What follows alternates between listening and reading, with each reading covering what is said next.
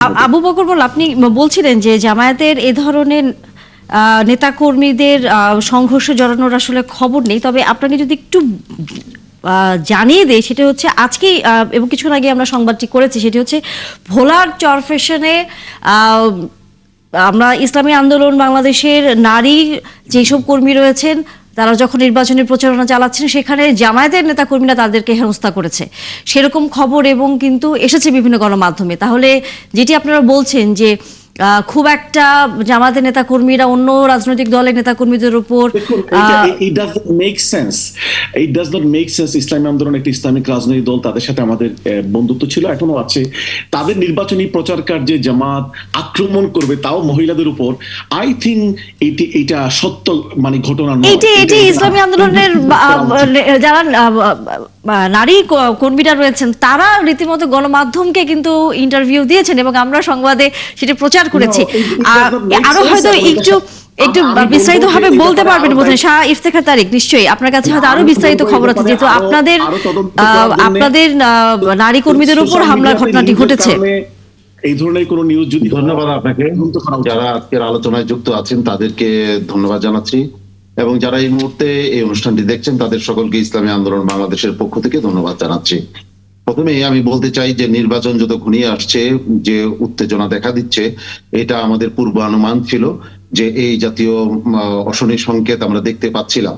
আমরা সে বারবার সতর্ক করছিলাম যে এই বিষয়ে সরকারকে আরো কার্যকরী পদক্ষেপ নেওয়া দরকার, কিন্তু সরকারের কার্যকরী পদক্ষেপ বারবার বলা হলেও আমরা তা বাস্তবে খুব একটা তার প্রতিফলন দেখতে পাইনি। আমার পূর্ববর্তী বক্তা জনাব ব্যারিস্টার মোহাম্মদ আবু বকর মোল্লা, তার স্পিরিটের সাথে আমি একমত, কিন্তু ঘটনা কি ঘটে, চোখ যখন দেখে তখন সে তার নিজের রেটিনাকে সে দেখতে পায় না। উনি জামাতের কোনো সহিংসতার খবর দেখেননি, এটা হয়তো ওনার চোখ এড়িয়ে গেছে, এই জন্য হয়তো দেখেননি। নড়াইলে ইসলামী আন্দোলন বাংলাদেশের একটি কার্যালয় পুড়িয়ে দেওয়া হয়েছে এবং বিভিন্ন জায়গায় হামলার ঘটনা ঘটেছে। আমরা এগুলিকে বিচ্ছিন্ন হিসাবে দেখতে চাই এবং আমরা চাই সকল রাজনৈতিক দলের শীর্ষস্থানীয় নেতৃবৃন্দ, জেলা নেতৃবৃন্দ এবং দায়িত্বশীল নেতৃবৃন্দ সকলেই দায়িত্বশীল ভূমিকা পালন করবেন এবং এই জাতীয় ঘটনার যেন পুনরাবৃত্তি না ঘটে। এই মাত্র যে ভোলার ঘটনাটি বললেন, এটি তো একেবারে ভোলায় আজকে আলোচিত ঘটনা। ব্যারিস্টার সাহেব হয়তো মানে সৎ ধারণা থেকে, ভালো ধারণা থেকে তিনি ভাবতে পারছেন যে এটা হতেই পারে না, কিন্তু আসলে তা ঘটেছে, এটি বাস্তব ঘটেছে এবং তিনজন নারীকে চরম হেনস্থা করা হয়েছে, তাদের শারীরিক আক্রমণ করা হয়েছে, তাদের মাহরাম যারা সঙ্গে ছিল তাদেরকে আক্রমণ করা হয়েছে। এই ঘটনার আমরা তীব্র প্রতিবাদ এবং নিন্দা জানাই। এটা খুবই দুঃখজনক। জামাত ইসলামের একজন নেতা সংঘর্ষে নিহত হয়েছেন, এর আগেও কয়েকজন আহত এবং নিহত হয়েছেন বিভিন্ন দলের। তো এটা আমার কাছে মনে হয়েছে যে নির্বাচনের জন্য যে দলগুলো প্রায় 17-18 বছর ধরে আন্দোলন করেছে, সংগ্রাম করেছে, লড়াই করেছে, গুম হয়েছে, তারা জেল খেটেছে, লক্ষ লক্ষ মামলার আসামি, কিন্তু সেই নির্বাচন যখন একেবারে সন্নিকটে, মানুষের ভোটাধিকার প্রয়োগের জন্য যে শান্তিপূর্ণ এবং একটা স্থিতিশীল পরিস্থিতির দরকার, সেটা যে কোনো কারণেই হোক, আমি লক্ষ্য করছি ইদানিং বিএনপি সহ বেশ কয়েকটি রাজনৈতিক দলের নেতা কর্মী একটু অসহিষ্ণু হয়ে পড়ছেন, ধৈর্যহারা হয়ে পড়ছেন। পরিস্থিতি যাদের জন্যই হোক না কেন, আমি কাউকে আলাদা করে দোষারোপ করতে চাই না, এইভাবে যদি সামনের দিকে যায় তো শত শত না হাজার হাজার পোলিং বুথ হবে, যেসব জায়গায় প্রতিদ্বন্দ্বী প্রার্থী তার সমর্থকরা থাকবে, এবং তারা যদি শক্তি প্রয়োগের চিন্তা করেন, ওই যে আমার একজন বন্ধু যেটা বললেন, সেখানে আইন শৃঙ্খলা বাহিনী ছিল, পুলিশ অথবা মিলিটারি, তো হ্যাঁ, তাদের অবশ্যই দায়িত্ব আছে এবং তারা অবশ্যই হস্তক্ষেপ করতে পারত, কিন্তু বিবাদমান রাজনৈতিক দলগুলো বা প্রতিদ্বন্দ্বী রাজনৈতিক দলগুলো যদি নিজেদের অসহিষ্ণু করে তোলে, ধৈর্যহারা হয়, তাহলে আইন শৃঙ্খলা বাহিনী বা মিলিটারি প্রশাসন কতটুকু এটা নিয়ন্ত্রণ করতে পারবে আমার সন্দেহ আছে। কারণ এটা একেবারে মাঠ পর্যায়ে গড়িয়ে যাবে, একেবারে গ্রাম পর্যায়ে গড়িয়ে যাবে। সেই জায়গাগুলোতে দায়িত্বশীল নেতারা যারা আছেন, আমি ব্যক্তিগতভাবে মনে করি, না হলে পরে যারা নির্বাচন চাচ্ছে না, বিভিন্ন দল এবং গোষ্ঠী আছে এবং আমাদের পার্শ্ববর্তী দেশও আছে, এখানে একটি ভালো নির্বাচন হোক অনেকে চাচ্ছে না। সেই নির্বাচন না হলে আন্দোলন সংগ্রাম যারা করেছেন, নির্যাতন ভোগ যারা করেছেন, ক্ষতিগ্রস্ত হয়েছেন, তারা কতটা ক্ষতিগ্রস্ত হবেন আবার যদি নির্বাচন না হয়। উদ্ভূত যদি পরিস্থিতি আমাদের সামনের দিনগুলোতে খারাপ হয়, তাহলে তো ভালো নির্বাচনে সাধারণ ভোটাররা নামবে না। আর সাধারণ ভোটাররা যদি কোনোভাবে বিপদ দেখে এবং না আসে, তাহলে একটি গ্রহণযোগ্য নির্বাচনের জন্য আমরা যেটা প্রত্যাশা করি সেটা কতটুকু সম্পূর্ণ সম্ভব হবে কিনা সেটা একটা প্রশ্ন থাকে। আপনি যে প্রশ্নটা করেছেন, আমরা যদি ব্যারিস্টার আবু বকর মোল্লা আপনার কাছে একটু আসতে চাই। সবাই কিন্তু একই কথাই বারবারই বলছেন যে রাজনৈতিক দলগুলো বা তাদের নেতাকর্মী বা সমর্থকদের সহিংস আচরণ না করে সহিষ্ণু আচরণ যেন করা হয়। এবং অনেকটা এর আগেও আমরা দেখেছি জামায়াতের বিভিন্ন যখন জনসভা হোক বা পথসভা হোক, সেখানে এরকম মারমুখী হতে আসলে আমরা সেভাবে জামায়াত ইসলামকে দেখিনি।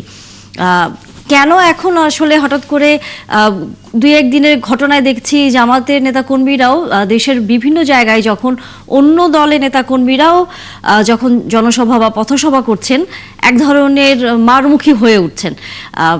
সেটি আসলে কেন? আমরা উত্তরটি নিব, তবে বিরতির পরে আসলে নিতে হচ্ছে, কারণ বিরতির সময় হয়ে যাচ্ছে, দুঃখিত।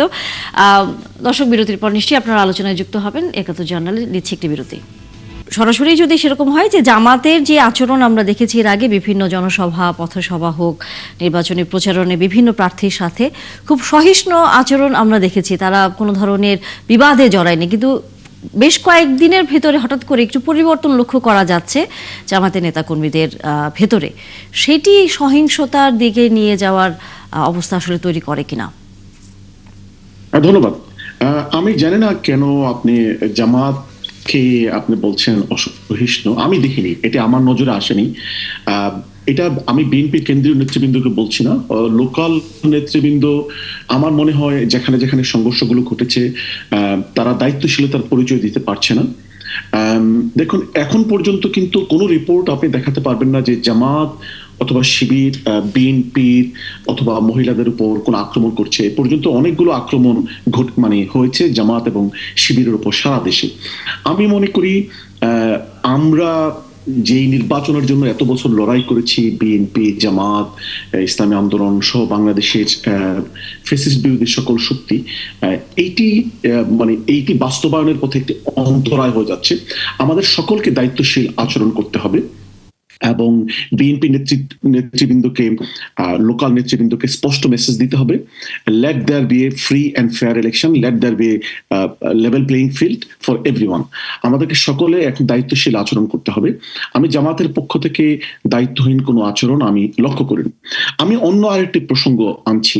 দেখুন, এই যে ঘটনাটি ঘটলো, এই যে একজন জামাতের নিহত হলেন, আরো আহত হয়েছেন, সারা দেশে বিভিন্ন জায়গায় আক্রমণ হয়েছে। আজকে দেশে বিদেশে এই নির্বাচনকে যেন এন্ডোর্স না করা হয় ইন্টারন্যাশনাল কমিউনিটিতে, এর জন্য কিন্তু একটি ষড়যন্ত্র হচ্ছে আওয়ামী লীগের তরফ থেকে এবং আওয়ামী লীগের কিছু বন্ধু প্রতিম দেশের পক্ষ থেকে। যদি এটি কন্টিনিউ করে, তাহলে আফটার 12 ফেব্রুয়ারি ইন্টারন্যাশনাল কমিউনিটি থেকে আওয়ামী লীগের লোকজন বলার চেষ্টা করবে, দেখো তারা ইলেকশন করেছে, কিন্তু সেখানে তো এটা ফেয়ার ইলেকশন হয়নি।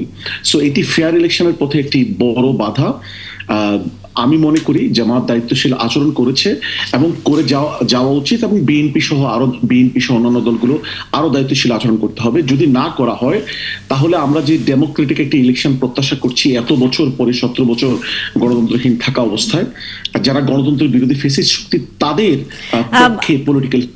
আবু বকর মোল্লা, আপনি বলছিলেন যে জামায়াতের এ ধরনের নেতাকর্মীদের সংঘর্ষে জড়ানোর আসলে খবর নেই, তবে আপনাকে যদি একটু জানিয়ে দেই, সেটা হচ্ছে আজকে এবং কিছুক্ষণ আগে আমরা সংবাদটি করেছি, সেটি হচ্ছে ভোলার চরফ্যাশনে আমরা ইসলামী আন্দোলন বাংলাদেশের নারী যেসব কর্মী রয়েছেন তারা যখন নির্বাচনী প্রচারণা চালাচ্ছেন সেখানে জামায়াতের নেতা কর্মীরা তাদেরকে হেনস্থা করেছে, সেরকম খবর এবং কিন্তু এসেছে বিভিন্ন গণমাধ্যমে। তাহলে যেটি আপনারা বলছেন যে খুব একটা জামায়াতের নেতা কর্মীরা অন্য রাজনৈতিক দলের নেতা কর্মীদের উপর দেখুন, it does not make sense.